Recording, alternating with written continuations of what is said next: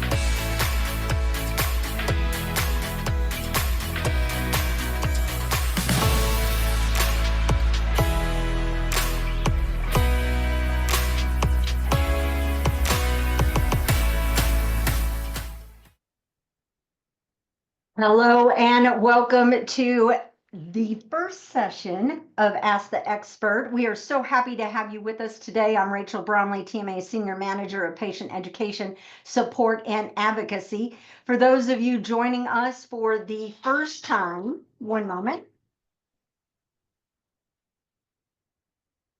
For those of you joining us for the first time, we're broadcasting from Columbia, Maryland, and we'd love to know where you're tuning in from. Everyone, please share your location in the chat box. It's always wonderful to see how far this community reaches.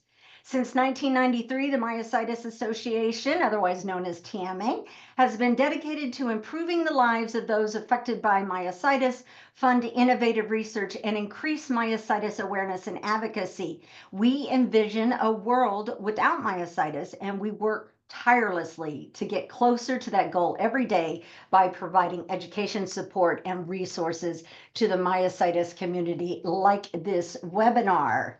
One moment, I'm going to share my slides.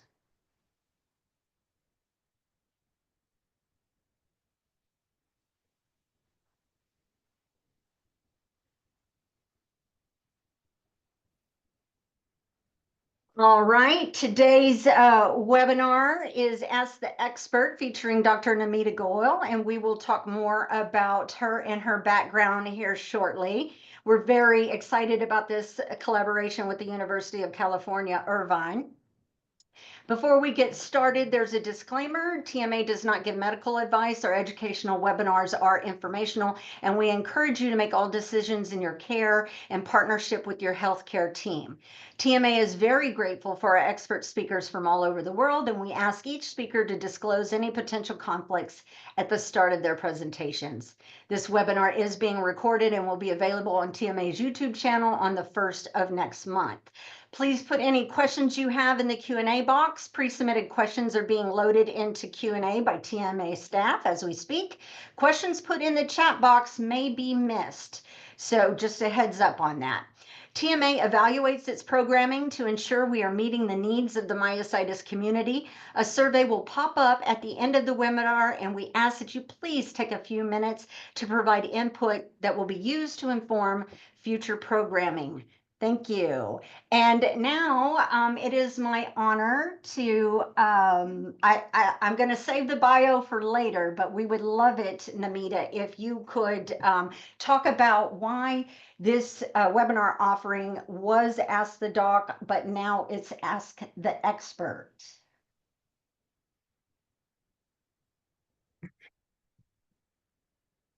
Hi, everyone. Rachel, can you see me and hear me? I'm sharing my screen, so I cannot see you, but I can hear you, and I assume that the people can hear you and see you. Okay, well, great. Welcome, everyone. I'm going to say hello in a minute, but I did want to talk about the Ask the Doc is now transitioning to Ask the Expert. We have so many experts in our medical advisory board, and we're thrilled to bring you this exciting new chapter of our popular webinar series. Since its inception in 2022, during the pandemic, Ask the Doc has been one of our most well-received offerings, and we're so grateful for your engagement and participation. To better reflect our commitment to providing a broader range of expertise because we not only have physicians on our medical advisory board, but we have a number of experts. We've decided to rename this series Ask the Expert. The simple title change allows us to include medical doctors and other experts like physical therapists, speech therapists, and a host of other experts that really are involved in myositis care. In keeping with TMA's core values, we aim to provide resources, support, and guidance from a variety of perspectives to enrich your myositis journey. We're excited to continue bringing you diverse and informative content. Thank you for being part of this incredible journey. Thank you so much for that. Let me put myself on here so we are together. Thank you for your patience while I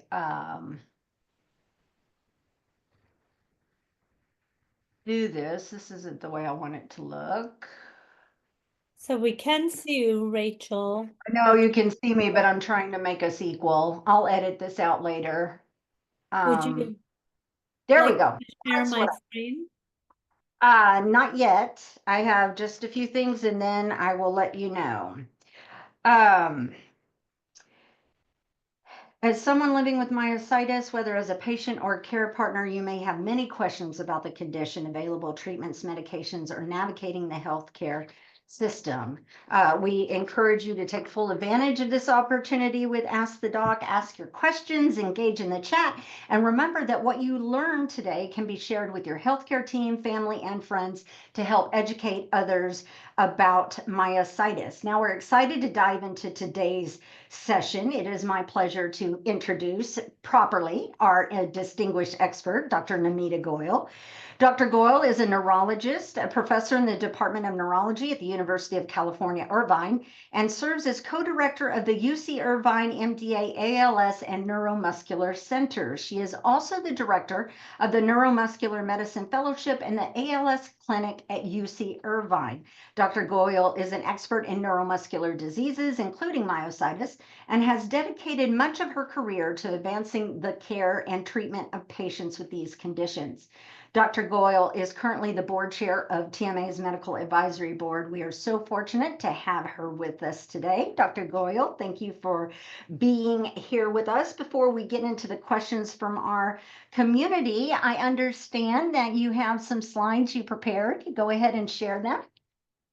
Yeah, hi everyone. I will share my screen, but I also wanted to say a very warm hello.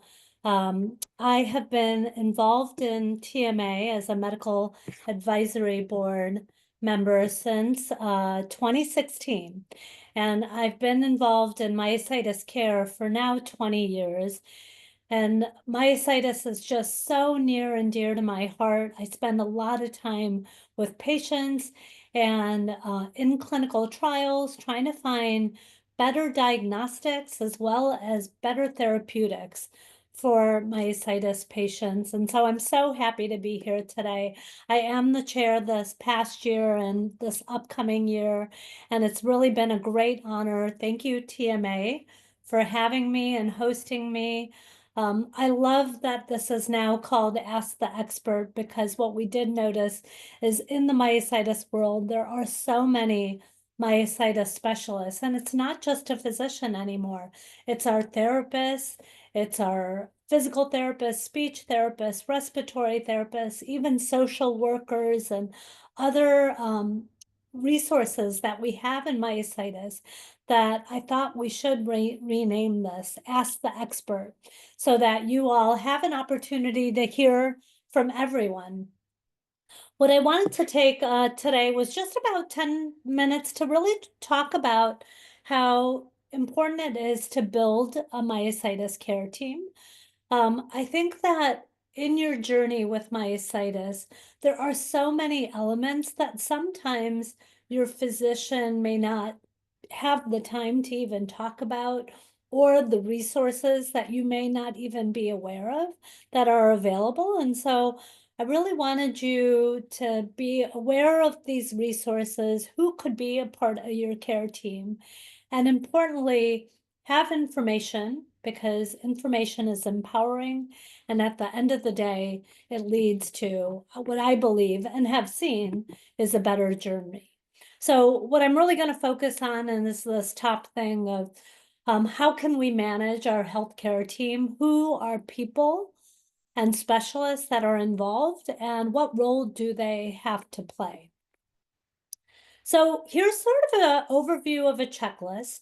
Not everyone needs every person on this list, but there are elements, and especially subtypes of myositis, and especially when different systems are involved, not just purely muscle, all these specialists can play a role. So I'm going to sort of take a few minutes to go over how all of these specialists can play a role in your journey, and you may or may not need them, especially when you have other systems involved like heart, swallowing, skin,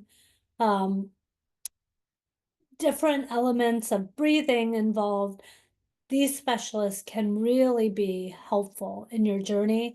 And you may have to ask your primary specialist to say, hey, can I get a referral to see a pulmonologist or a speech therapist if you have these systems affected? So many of you and most of you probably have either a neurologist or a rheumatologist taking care of your myositis overall. These are the physicians that are involved in getting a history, evaluating you, making sure your diagnosis is correct. There are now a number of tests that can be performed, and in the Q&A, feel free to ask me about these antibodies tests. I'm happy to expand on any of this. I think it's so important to make sure that the diagnosis is actually confirmed and correct, because that's what's really going to lead to your treatment journey and making sure you're on the correct treatment path. If you have dermatomyositis, making sure that you've at least had cancer screening, especially if you're over the age of 40, because sometimes the myositis can predate cancer. And so it is important to make sure that you have had cancer screening. And it's a good idea to talk to your neurologist or rheumatologist if it was done. Now, on subsequent visits, this is where your neurologist or rheumatologist is going to evaluate you, see if your medications are appropriate. This is the time to really check in and say, hey, is the immunotherapy, if I have dermatomyositis, antisynthetase, necrotizing, polymyositis, if those medications are actually working. And, if we've given it 3 to 6 months and we're not seeing any improvement at all, is the diagnosis correct? Are the medications correct? It's okay to even ask for a second opinion if you feel like you're 6 months into your journey and getting worse, not better. Unfortunately, in IBM, this doesn't apply to IBM because we don't yet have the immunotherapy. But hopefully in coming years, this will be a different slide for IBM as well. And then, making sure you're tolerating the medications. Have they checked your blood counts? Have they checked your liver, your kidney function? And everything seems to be okay. Great questions to sort of checklist and ask your physicians. Now, if you're on a number of medications, and really anyone with myositis should have a primary care physician. In fact, anyone should have a primary care physician, even if you're healthy, because there are age-appropriate health screening issues, vaccination issues. Medications have side effects, so checking in with your primary care doctor and making sure your blood pressure, blood sugars, if you're on steroids, your bone density can be affected. Have you had age-appropriate vaccinations? These are all important checklist items that you should always have. And, one thing that I don't think we do well enough is talking about our mood. Anyone with a chronic medical condition at times has challenges with mood. And so it's a good time to ask your primary care physician, do you think I need a medication to help me with mood, an antidepressant? Sometimes it's not you, but it's also your caregiver. Families can also be affected when there's chronic medical issues. So really important to just check in about the mood issue. Now, there's two elements when it comes to a pulmonologist or respiratory therapist. In myositis, the diaphragm is a muscle that can be weak. And so any of the myositis subtypes can affect the diaphragm and cause shortness of breath, can cause fatigue, symptoms of feeling fatigue or tired, or even muscle achiness can be the result of diaphragm weakness. And so it's a very good idea to have your breathing test evaluated by what's called a pulmonary function test. In our clinic, we have our respiratory therapist that does it. Some clinics may send you to a pulmonologist to get it evaluated. Now, if you have the subtype of dermatomyositis or antisynthetase, the lungs in particular can be affected. It's called interstitial lung disease. And we would know this by getting a CAT scan of your chest to look at what the lung looks like, as well as getting pulmonary function tests. So it's a good idea to at least have it once in your myositis journey. If your neurologist or rheumatologist says they look totally normal, it looks unaffected, you don't necessarily have to repeatedly have them tested. However, if they are affected, it is helpful to be evaluated by a pulmonologist, especially if you have interstitial lung disease. Now, a cardiologist is rarely involved in myositis, but can be involved.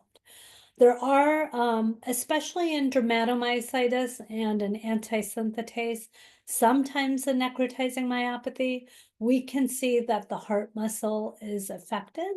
And you can test this by getting an ultrasound of your heart called an echo, or getting an EKG of your heart and seeing if those look okay. Rare but possible complications. We also usually do not see the heart involved in IBM. So helpful to know based on the subtype you have. Now, swallowing can be a big issue, especially in inclusion body myositis. Even at the start of the condition, patients can report subtle issues like difficulty swallowing pills or certain foods like dry foods, crackers, bread that can be affected, and you just avoid them and things seem to go okay. But as the condition progresses, and studies and publications have listed this over and over again, that swallowing can really be problematic, especially in IBM. Even in the other subtypes, we can see swallowing difficulties. We can evaluate this by doing what's called a barium swallow evaluation, where they give you something to drink and then they take x-rays, and a speech therapist evaluates your swallowing. Sometimes it's just simple diet modifications, but there are other interventions that we can talk about in the Q&A that can help with the swallowing issues that arise.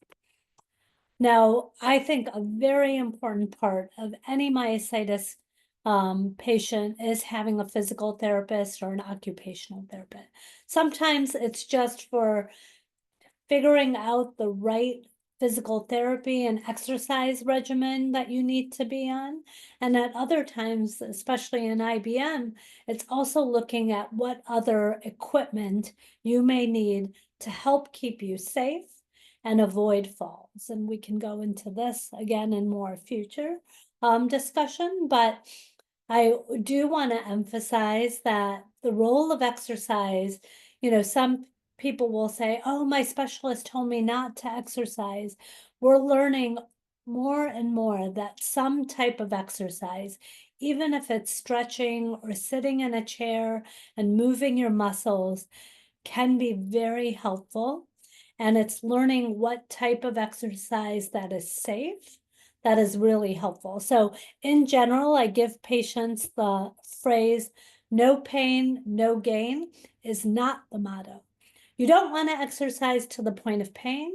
You just want to exercise to the point where it feels good. But if you've exercised to the point where the next day it's too painful in your muscles, you've done too much, and you want to cut back.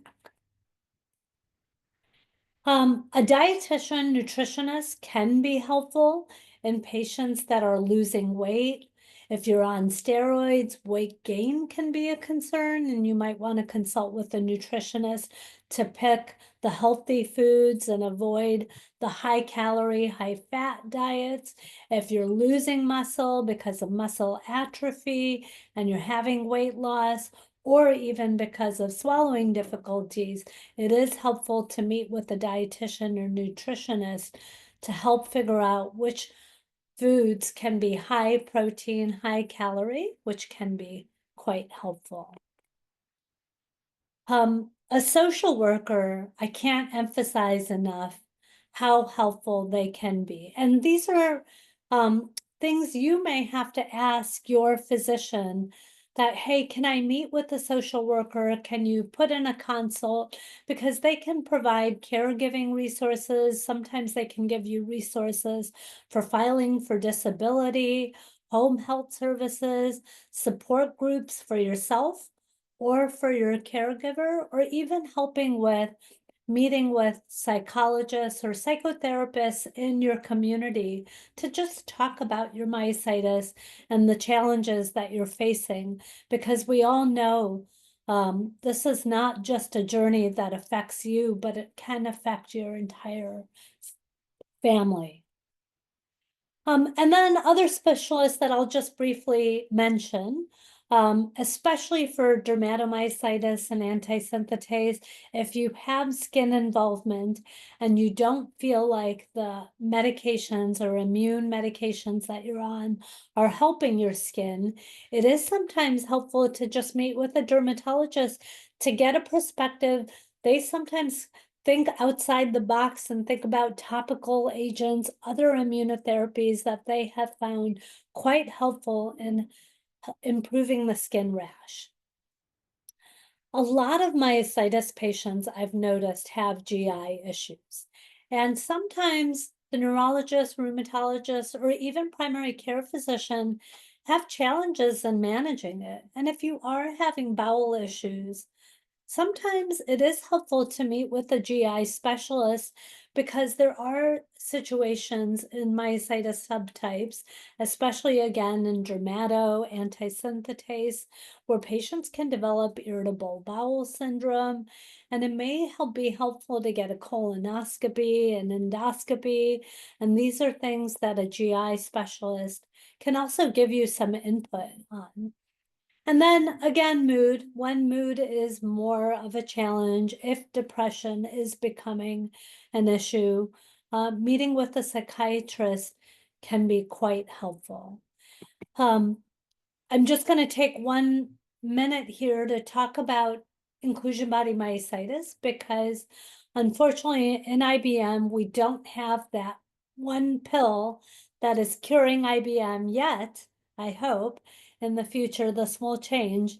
But I do really strongly believe multidisciplinary care in IBM is very helpful, because there are so many elements that can be thought of outside the box. Mobility, meeting with a physical therapist, looking at their assistive devices. We often have our physical therapists even go to patient's home and do what's called a home safety evaluation, where they can look at equipment in the home and see, is this safe? Are the grab bars safe? Can we do something different to avoid falls? Dysphagia, like we talked about, can be a big issue. And there are now a number of elements that we can do to try to help to improve dysphagia, if it's modification, if it's meeting with an ENT specialist to talk about either dilatation or cricopharyngectomy. Unfortunately, none of these have robustly shown improvement, but some of these elements have shown temporary improvement. And then in the very severe patients where swallowing is really problematic, even a feeding tube can be helpful so that you get adequate nutrition and avoid choking on some of the pills and other foods that can be a risk for pneumonia. Diaphragm can be weak in IBM. That's where non-invasive ventilation like BiPAP can be helpful. Taking a look at equipment. And, I can't emphasize enough how exercise, even stretching, elastic bands can be helpful in IBM and slowing progression. So I'm going to stop there. And this is my last slide, just mentioning how my real goal and my vision for all patients is the patient is in the center, and all the specialists sort of surround the patient and try to give input on whatever element is really affecting them. If it's even mildly, that can try to help improve the journey for myositis patients. And I'll stop here so I can really answer some of the questions that you guys had. I'll stop sharing my slides, but happy to go into any of these aspects deeper in the Q&A. So thank you guys. And I hope that's helpful and really just helping build your myositis team and how to think of how to approach your myositis care. Absolutely. Thank you so much. That was a great presentation. And I wanted to get started on the Q&A. We'll answer as many as we can. And the first one is from a retired physician who's now into their 23rd year of progressive weakness from IBM. Many peculiarities to this disease seem unexplained. Right versus left asymmetry, weakness affecting certain muscles earlier within the same limb, sparing of cardiac and smooth involuntary muscle fibers. And I'll get to the question. We're loading it. One aspect that seems to get little notice is what seems to be sparing of musculature above the neck. While the muscles for swallowing are affected, those for mastication and speech seem to be far less affected in most of us. My facial muscle function remains intact and my tongue works just fine. Eye muscles aren't affected. I can still wiggle my ears and flare my nose. Because of all this, I've jumped to the conclusion that IBM spares muscles innervated by the cranial nerves, at least in the early decades. And his question is, he's wondering if you also believe that a better understanding of these IBM peculiarities would lead to a better understanding of pathogenesis and then perhaps to advances in treatment. Yeah, I think that's a wonderful question. And I think what it's really getting at in IBM is what is really causing the disease and why are there certain muscles more affected than others? So there's a couple of elements to this question that I'll try to answer. And, the broad answer is we don't know. I do know, I do go to the World Muscle Meeting every year, and I meet with scientists and physicians that are trying to get a much better understanding of what is truly causing the disease. Like you very nicely highlighted, it's very interesting, but very early on in the disease, the two muscles that seem to be most affected are the quadriceps muscles and the hand grip muscles, especially affecting the deep finger flexors. We do know over time, muscles continue to progress, and we know this from following and monitoring patients. That they do tend to start involving all skeletal muscles. We also, and I think you were alluding to the face not really being affected, but interestingly, both me and Dr. Mozafar, who many of you know, who also is doing a lot of research in IBM, have a number of patients where the facial muscles are actually affected. And so some patients do have difficulty fully closing their eyes. Some patients do have difficulty articulating with speech. and speech, unfortunately, can be affected. And we're actually trying to systematically study this. So Dr. Mozafar is leading the largest prospective natural history study that's ever been done in IBM. There are now 150 patients enrolled, and I can get into that in a little more if anyone has questions about that. But what's important to note is we're actually studying different elements of the disease, including the facial muscles, including the eyelids, including the tongue, the palate, and the lips, because we are seeing some patients where it can be quite prominently affected. So I agree with you, very interesting. Why is it that some muscles are more affected than others? And we are trying to understand that. We are working with our immunologist and also looking at different elements of the disease to try to see, are there certain subtypes of IBM that certain patients have more muscles affected than other patients?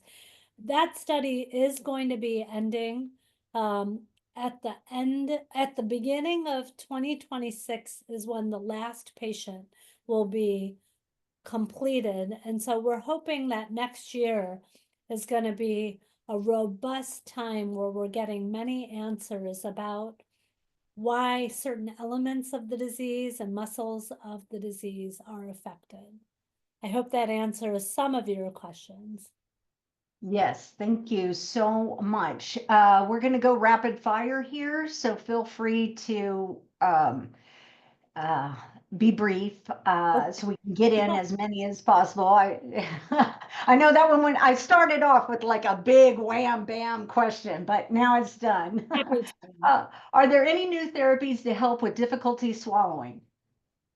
Great question. The brief answer is if you have a subtype of autoimmune myositis, so dermatomyositis, um, uh, antisynthetase syndrome, necrotizing myopathy, polymyositis, all the subtypes that we think respond to immunotherapy. Basically, we do believe that immunotherapy helps the swallowing ultimately. It just may take some time. Unfortunately, with IBM, there is not immunotherapy that currently helps with the swallowing. There was some data that IVIG temporarily could help with swallowing. However, as we've watched IVIG over the years in IBM, almost all the IBM experts agree that it does not ultimately help improve swallowing. There are cricopharyngeal dilatation, myotomy, where they try to sort of, and this is what I was alluding to, where if you meet with an ENT physician, they can talk about stretching the muscles or cutting into the muscles to try to help swallowing. All of the data for that shows temporary benefit. Nothing has shown robust improvement over time. So we do encourage you meeting with a speech therapist to help with diet modification. Okay. What is in the IBM research pipeline to address the degenerative component of the disease? Are there any upcoming therapies for IBM, and what is the status of the trials by Abcuro? Yeah, so as you guys know, I'm heavily involved, or you may or may not know, but I'm heavily involved in myositis research overall, both on the autoimmune side as well as on the IBM side. And there are several scientists, and I know Dr. Lloyd in particular, Dr. Nadaf in particular, are looking at reasons for why there's a degenerative component of IBM. So they are doing research, basic science research, to look into causes of the degenerative component. And if they can identify those causes, we are hoping to find therapies for that component. As far as the Abcuro study, I can happily tell you that The study is anticipated to be finished at the end of 2025. So they are hoping that sometime by early 2026 to spring of 2026, so sometime between February, March of 2026, they are hoping to get top line results. And what top line results mean is that they're going to do broad analysis to basically see if the Abcuro drug met the primary outcome measure, which is looking at the slowing of progression of IBM based on the IBM functional rating scale. So to be continued, basically 1 year from now, we should be getting results. Okay, great. We have asked a lot of IBM questions. I want to grab a different one. SRP plus necrotizing myopathy and heart involvement with this particular person. Some doctors have told her that heart involvement is mild and usually not concerning. Others say that it is really bad. What is your opinion about that? Yeah, that's a great question. And as I was alluding to in the care team, um, necrotizing myopathy, dermato, and antisynthetase can involve the heart.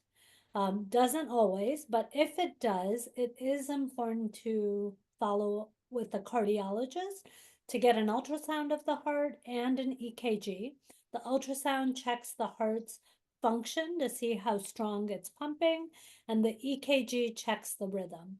Either one or both can be involved, and you're absolutely right.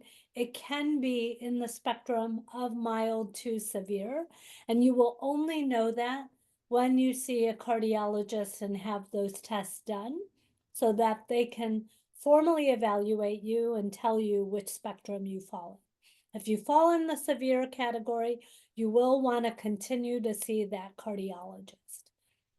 This person has abnormal muscle biopsy findings, but not definitive for polymyositis, very rare atrophic type 2 fibers. Should they do a different biopsy, or is there another test to clarify? And a sub question that other people have asked is your opinion about the polymyositis diagnosis as a whole. Yeah, so you probably hear over and over again that we believe polymyositis is probably a either rare subtype, when some specialists will say non-existent. The way I like to explain it is that when myositis was initially discovered back in the 1800s, they called it polymyositis. And then as we got smarter and as we got blood tests and muscle biopsies to help characterize and define the subtypes of myositis, that's where we got dermatomyositis, antisynthetase, necrotizing myopathy, IBN, and overlap myositis. So I would say if you have a polymyositis diagnosis, ask your physician if you can have a blood test for the myositis antibodies, because the myositis antibodies now help determine which subtype you have. The muscle biopsy can help too, but the muscle biopsy sometimes misses because if you think about it, it's just sampling, like half a nail bed of your muscle, and it may miss the key characteristic features. So in my clinic, I use blood tests and a muscle MRI to help define which subtype you truly have. And if the antibodies are negative and the muscle MRI is not helpful, then after a year or so, it may be helpful to repeat a muscle biopsy. But I don't repeat a muscle biopsy right away if the blood test and a muscle MRI can help. I'll just also end with about 30 to 40% of IBM patients are initially diagnosed with polymyositis, but then we learn that either with over time they clinically evolve into IBM, or the initial muscle biopsy missed the diagnosis. And so the blood test or the muscle MRI also help define that it was IBM. So if you have a diagnosis of polymyositis, in summary, I would do blood tests for the autoantibodies and the muscle MRI to see if you can further define what subtype you have. We had several questions about the mitochondrial pathway and how that can affect if damaged mitochondria is involved in the pathogenesis of IBM. Do nutrition or supplements help? If you could just talk about the role of mitochondria as a whole. Hopefully, You guys are asking wonderful questions and all no, of our community is just on the ball yeah, always. no, I think that's why Experts. I love being a part of this community because these discussions are so relevant and so valuable and actually right on the money. So a lot of us specialists are seeing that mitochondria may be playing a role in IBM. We have a couple of lines of evidence. So routine muscle biopsies actually show us mitochondrial abnormalities. This is very well published for many years. Many of us know that the mitochondrial staining in IBM muscle is abnormal. So we do suspect the mitochondria are playing a role. And there are many IBM specialists, including Dr. Nadaf from the Mayo Clinic, who's actually spending a lot of his research time looking at the mitochondria in particular. And he does have some preliminary evidence suggesting that the mitochondria are abnormal in IBM. And his plan is actually to do a deeper dive in looking at IBM muscle, collecting it because they have a large database in the Mayo Clinic. He's actually spending some time analyzing it. And if it really does pan out to be true, he's planning on looking at some drugs that could potentially help mitochondrial function. As far as supplements, there hasn't been robust data to say this supplement is definitely helpful in IBM. So I'm not really going to be listing what supplements definitively help IBM. Patients ask me all the time. I really do believe in a well-balanced diet in IBM because there's a lot of muscle atrophy that happens. I do think nutrition where it favors protein, because protein helps build muscle is important. Some people have looked at creatine and coenzyme Q10. We haven't seen any evidence that it hurts IBM. So if you are really into supplements, you could look at creatine or CoQ10. I would talk to a GNC store and just take what's recommended. Don't be swallowing the bottle and taking excess. There's no evidence that excess supplements helps in IBM. Okay, I am going to ask a question for anti-synthetase. I believe that this question is asking about side effects. They were diagnosed with ASIS almost 2 years ago. Prednisone was my last form of treatment, and that was almost 1 year ago. How does life look for someone on azathioprine? Because reading the side effects has had me scared to start treatment. So the question is really, uh, about the side effects, but then also helping with the anxiety about starting a new med. Yeah, no, these are actually very good questions. And in fact, not even just particular to anti-synthetase syndrome. I would say any of the myositis subtypes that are considered autoimmune, which right now are anti-synthetase, necrotizing, dermatomyositis, overlap myositis.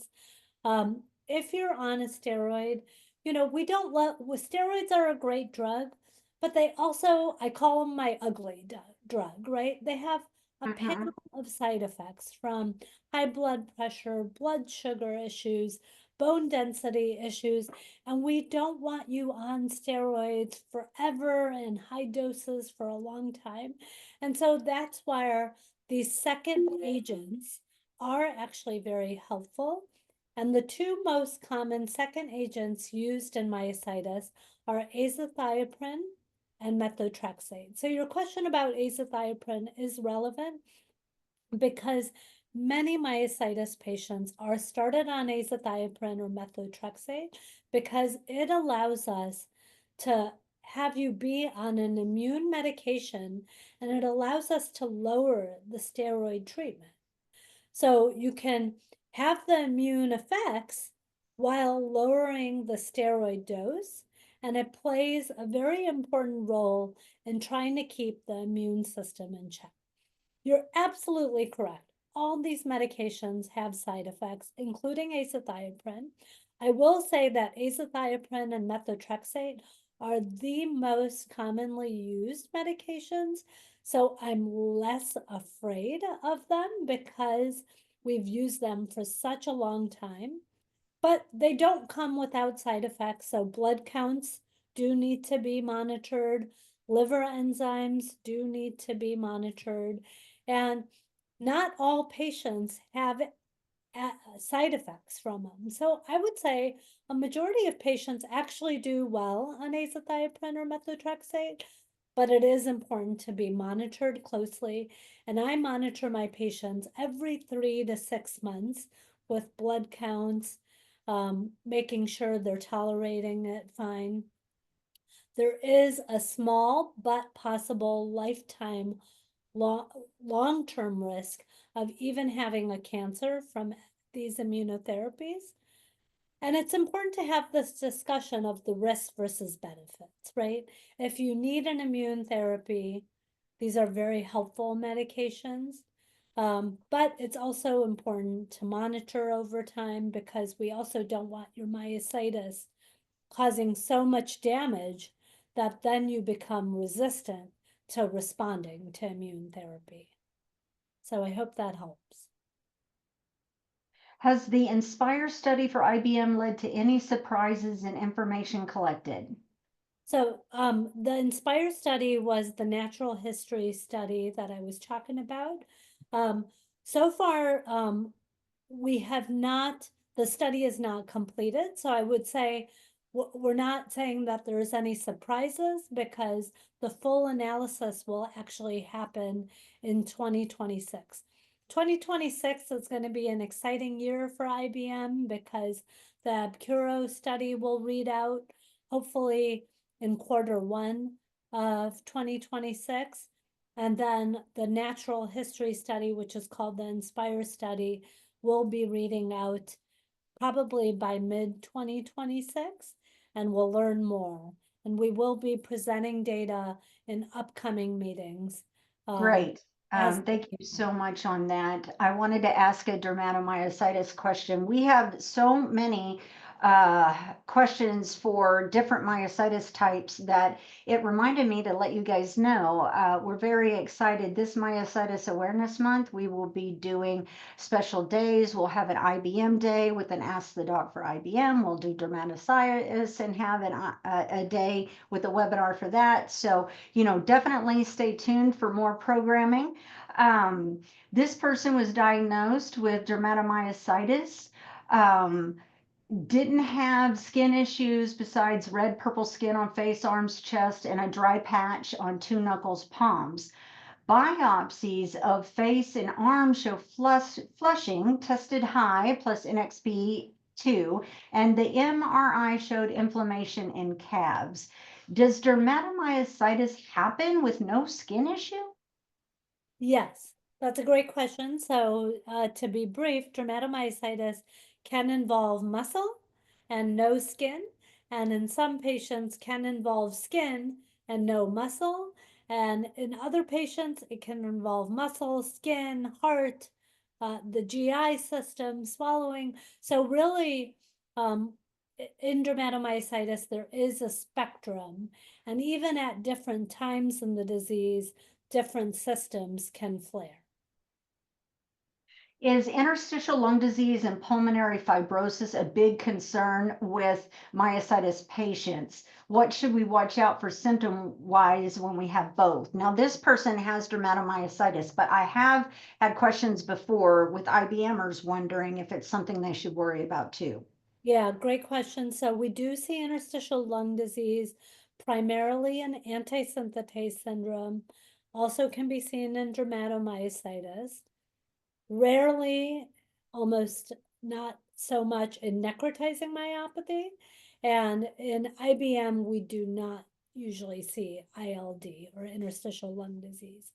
If you have some other lung pathology, it could be unrelated, but IBM is considered purely skeletal muscle, which means arms, legs, face, diaphragm, swallowing are typically affected in IBM, but other systems are typically not affected in IBM. Can myositis cause brain fog? Yeah, that's a great question. I saw that in the Q&A and I wanted to address that because brain fog is a, term that some patients refer to as my memory's not great, I feel fatigued, I just don't feel like very sharp. And that can be caused by any myositis if the diaphragm is affected. So the diaphragm is a muscle that can be weak in any of the myositis subtypes. And the way to treat it is by using non-invasive ventilation, commonly called BiPAP.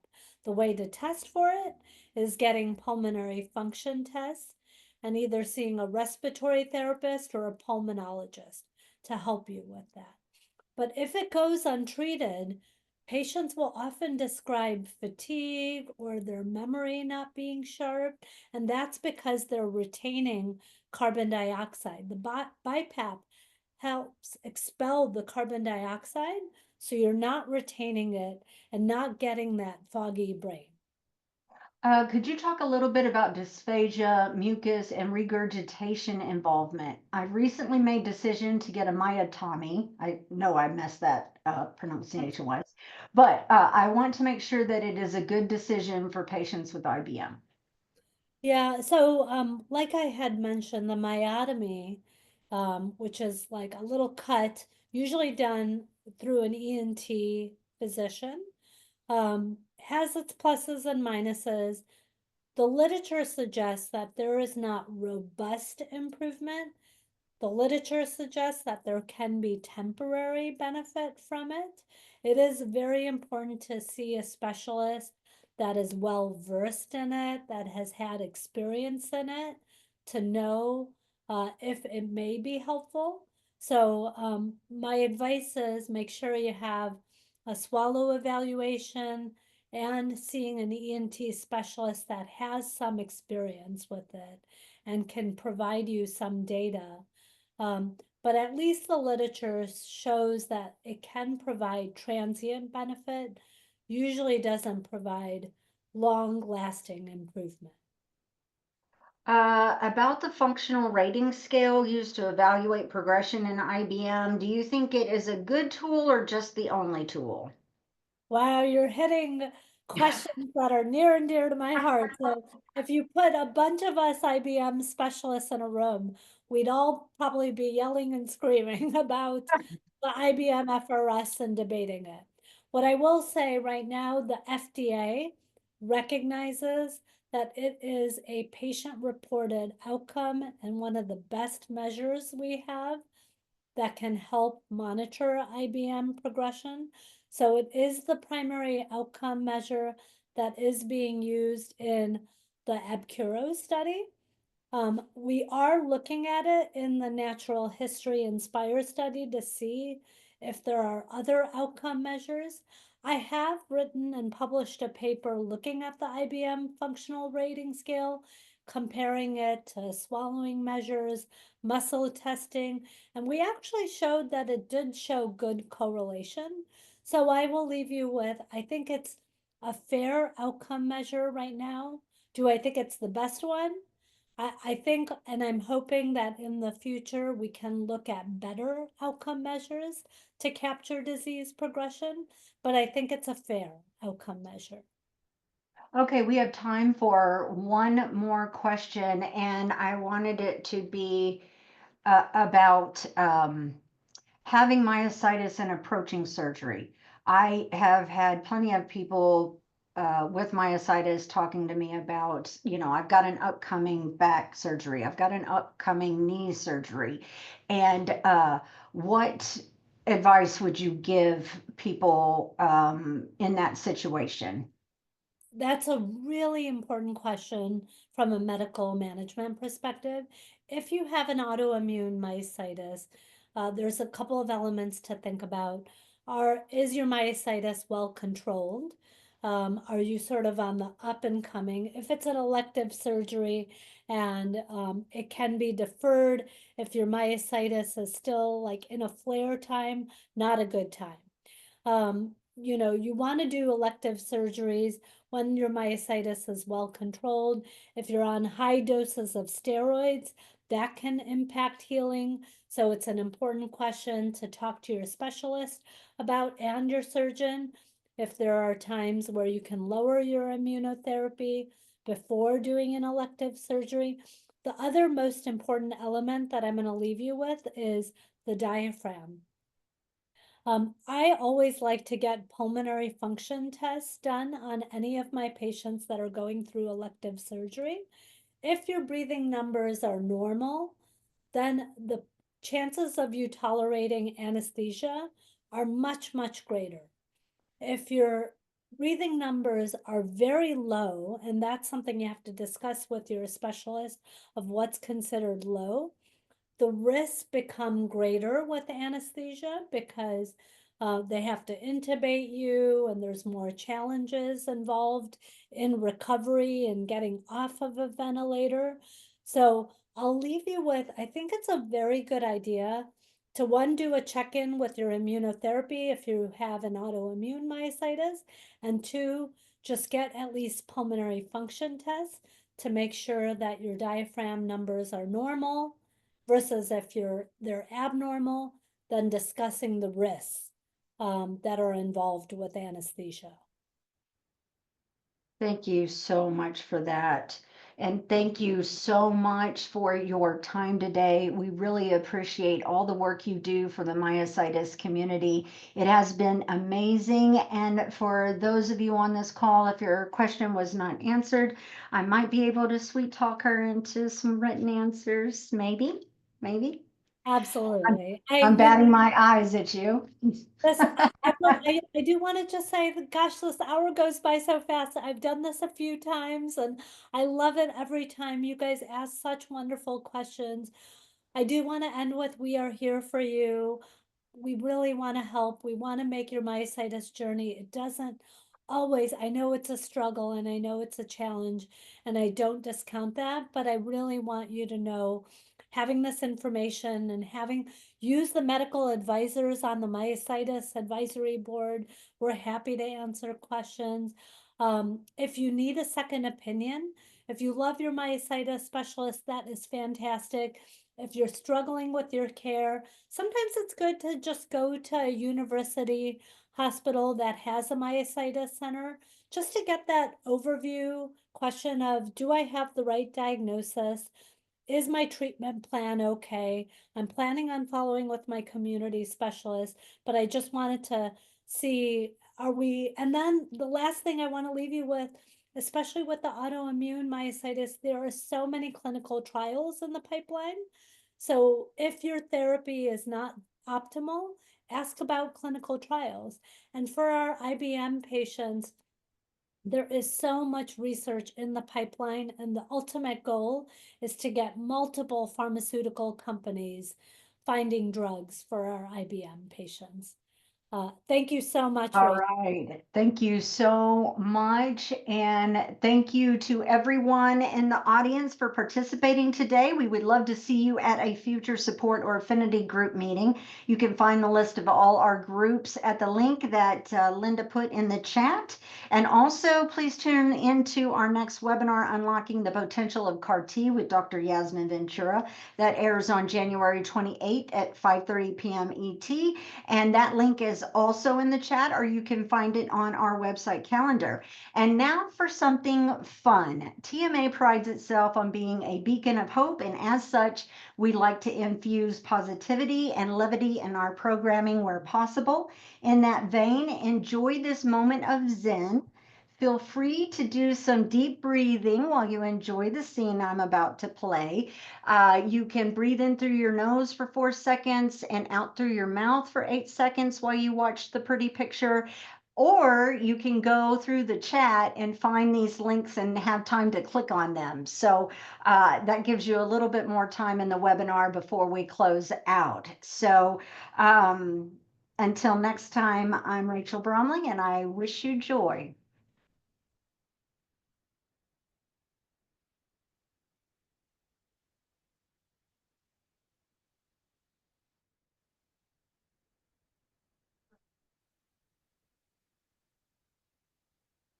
And the video does not have sound. I'm sorry. Next time I'll make sure it has sound for the moment of Zen.